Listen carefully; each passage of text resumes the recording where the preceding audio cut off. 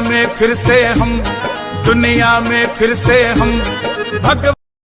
नमस्ते, स्वागत, अभिनंदन। अजय न्यूज में आपका सभी सदस्यों का कर रहे हैं। आज बात करेंगे हम ऐसे शख्स से जो बजरंग सेना के नाम से जाने जाते हैं और कांग्रेस में इन्होंने बजरंग सेना में आके एक अपनी छवि बना के रखी है कि कांग्रेस में आने के बाद कि किस तरह से बजरंग सेना काम करती है, आई भाजपा में, फिर उसके बाद आई कांग्रेस में। सबसे पहले स्वागत तो मैं आपसे करता हूँ।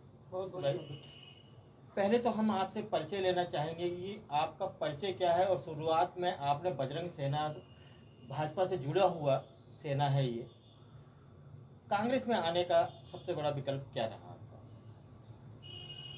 बहुत बहुत धन्यवाद। आपके न्यूज़ चैनल के माध्यम से बताना चाहूँगा, मेरा राजनीतिक सफ़र 2008 से कांग्रेस से ही शुरू हुआ था। यूथ कांग्रेस का मेंबर भी रहा, यूथ कांग्रेस के पदाधिकारी भी रहा। सबसे बड़ी बात यह है कि 2018 में मैंने बजरंग सेना ज्वाइन की। बजरंग सेना ज्वाइन करने के बाद चूँकि हिंदुत्व की जो बात करता है, हम लोग उसके साथ में रहते थे और हिंदुत्व के साथ में रहते रहते लोग समझने लगे कि हम भाजपा के कार्यकर्ता हैं और भाजपा के लिए कार्य करते हैं।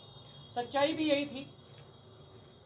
पिछले उत्तर प्रदेश के चुनाव में बजरंग सेना ने योगी जी के साथ में कदम से कदम मिलाकर के पूरी तरह से चुनाव लड़ा और प्रचंड मतों से विजय भी प्राप्त किया। दूसरा, हम लोग माननीय प्रधानमंत्री जी के कार्यों का पूरी तरह से समर्थन करते रहे।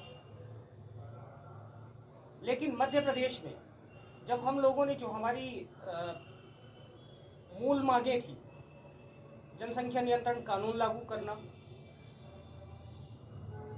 गौ माता की रक्षा सुरक्षा के लिए बात करना और जो जनहित के मुद्दे थे, जब उसमें हम लोगों ने मुख्यमंत्री महोदय को ज्ञापन भी दिए और उन मुद्दों पर जब हम लोग मिलना चाहे, करीब 3 साल हो गए, 3 साल से हम लोग इंतजार कर रहे थे कि मुख्यमंत्री महोदय से हमारी मुलाकात होगी और हम अपनी बात करेंगे। उनसे मुलाकात का टाइम नहीं मिल पाया। जब भी हम लोगों ने अप्रोच किया तो पता चला कि मुख्यमंत्री महोदय बहुत ही बिजी हैं, उनका बहुत बिजी शेड्यूल है, वो अगले महीने मिलेंगे। ये करते करते 3 साल बीत गए। बीच में जो माननीय हमारे राष्ट्रीय अध्यक्ष जी हैं, राष्ट्रीय अध्यक्ष जी से एक पत्रकार वार्ता थी और पत्रकार वार्ता में पत्रकार सम्मेलन में उनको सम्मानित किया जाना था। छतरपुर के वरिष्ठ लगभग 100 पत्रकार से ऊपर वहाँ पे उपस्थित थे। उनके ऊपर हमला कराया गया और जब वो है उस हमले की प्राथमिकी दर्ज कराने के लिए वहाँ का सिविल लाइन थाना है, वहाँ पे सिविल लाइन थाने गए तो उनको बैठा लिया गया। उनके ऊपर एफआईआर, झूठी एफआईआर दर्ज कराई गई और वह भी एक भाजपा के बहुत बड़े जो हमारे प्रदेश अध्यक्ष, भाजपा के प्रदेश अध्यक्ष थे, उनके इशारे पे किया गया। 15 दिन वो जेल गए।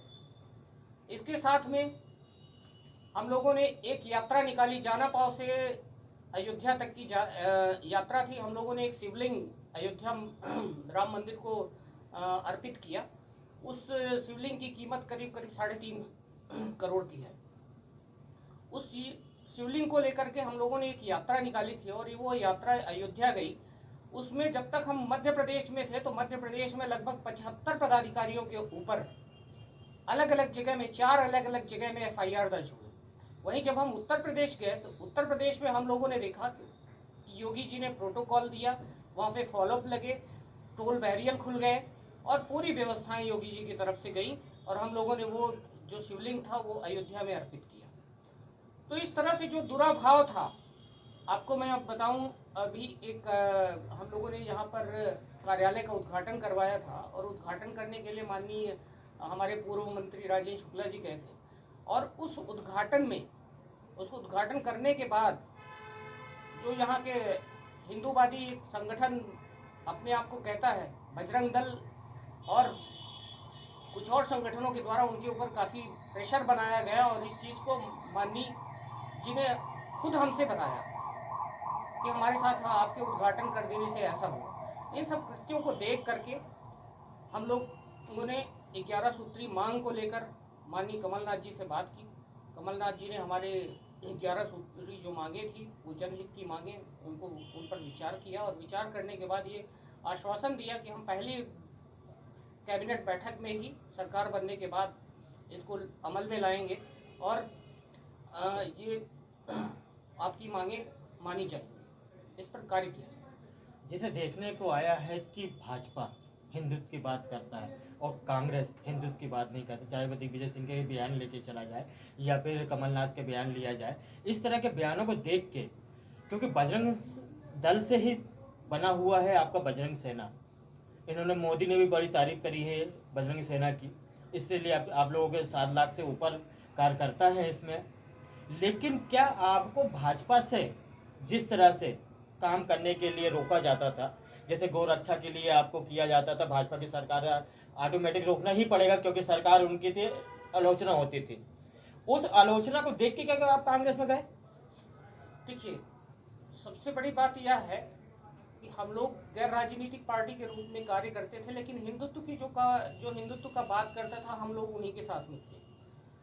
पिछले 2018 के बाद से आप चले जाइए, आप मध्य प्रदेश में, जब आप मध्य प्रदेश में इंटर होंगे तो गौ माता की स्थिति क्या है आप देख सकते हैं कि आपको जगह जगह पे रोडों में गौ माताएं मिल जाएंगी, किस तरह से प्रताड़ित हो रही हैं।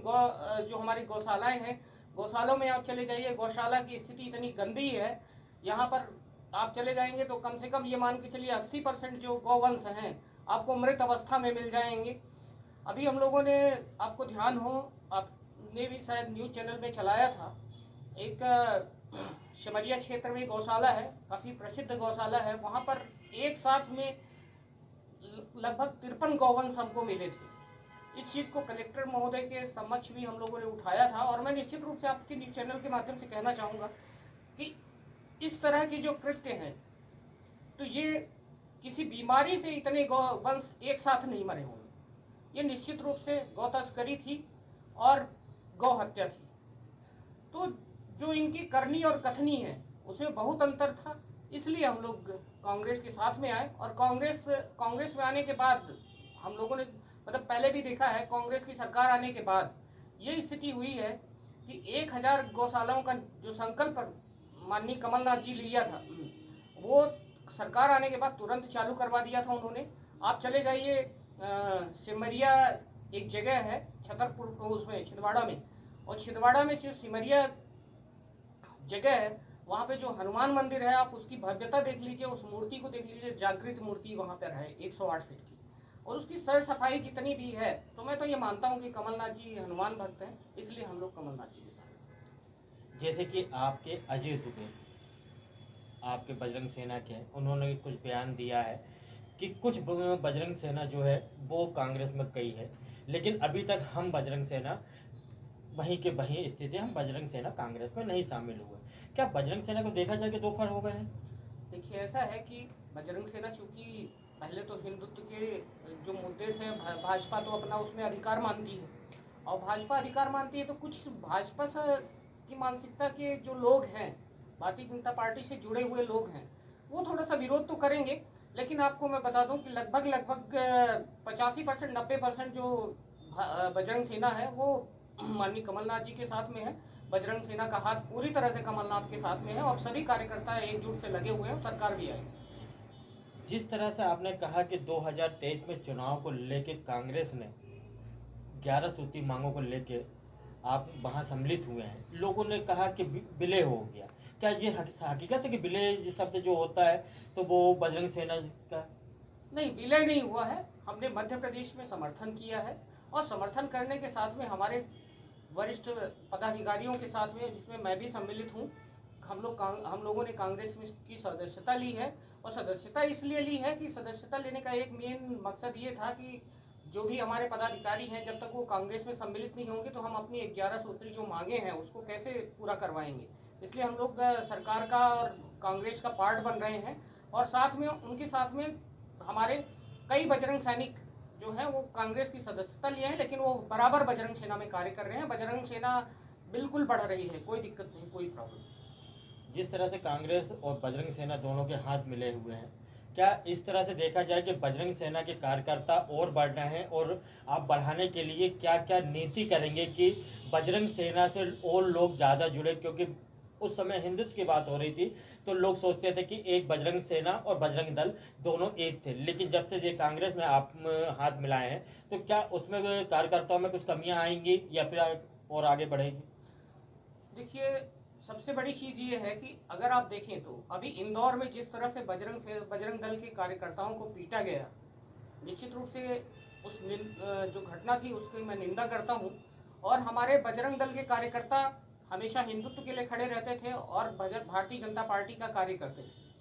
उनको पीटा कहा गया जहां पे प्रभारी मंत्री जो थे वो माननीय गृह मंत्री जी हैं, और मैं यह मानता हूं कि बिना उनके आदेश की इतनी बड़ी घटना और उनकी बिना जानकारी की इतनी बड़ी घटना नहीं घटित हुई।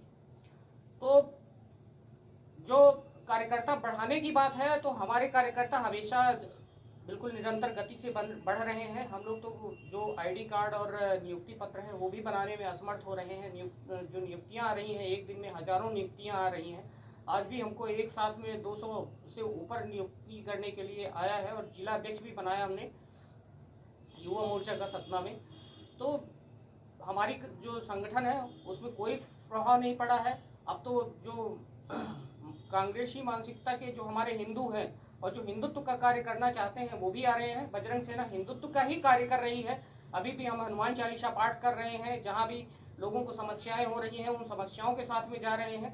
तो कोई दिक्कत नहीं है, हम तो हिंदुत्व का ही कार्य कर रहे हैं और हिंदुत्व के मुद्दे पे ही चल रहे हैं और चलते रहेंगे। आपको टिकट मिलती है बजरंग सेना से कांग्रेस में के बाद, तो आपकी सबसे अच्छी सीट कौन कहलाएगी? और दूसरी बात ये, जहाँ पे भाजपा के कैंडिडेट खड़े होंगे क्या वहाँ आप खड़े होना से पसंद करेंगे?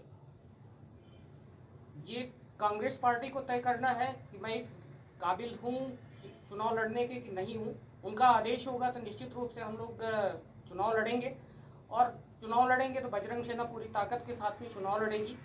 और अब तो हम कांग्रेस के साथ में हैं, कांग्रेस की मैंने सदस्यता भी ली है, तो मुझे चुनाव लड़ने में कोई दिक्कत नहीं है। चुनाव हम लड़ेंगे, परिणाम तो जनता को देना है, जो भी जनता परिणाम देगी उसको सिरोधार्य करेंगे। जैसे देखने को आया है कि जब आप कांग्रेस में साथ दिया तो बजरंग सेना के कुछ कार्यकर्ता त्यागपत्र दे रहे हैं, तो इसमें कितनी सच्चाइयां हैं कि जो त्यागपत्र दे रहे हैं? भारतीय जनता पार्टी कुछ हमारे जो कार्यकर्ता हैं, निष्ठावान कार्यकर्ता ही कहूँगा, निष्ठावान कार्यकर्ता हैं, क्योंकि वो भारतीय जनता पार्टी से कहीं ना कहीं जुड़े हुए थे, तो दबाव बना करके कुछ इस्तीफा वो डलवा रहे हैं, लेकिन उससे कोई बहुत ज़्यादा फर्क पड़ने वाला नहीं है। हमारे जो कार्यकर्ता जा भी रहे हैं, त्यागपत्र दे रहे हैं, हम लोगों ने 2-4 जो इस्तीफे हैं, जो त्यागपत्र हैं, उनको मंजूर करने के अलावा किसी का त्यागपत्र मंजूर नहीं किया है। और हमें निश्चित रूप से ये आशा है कि वो लौट के आएंगे।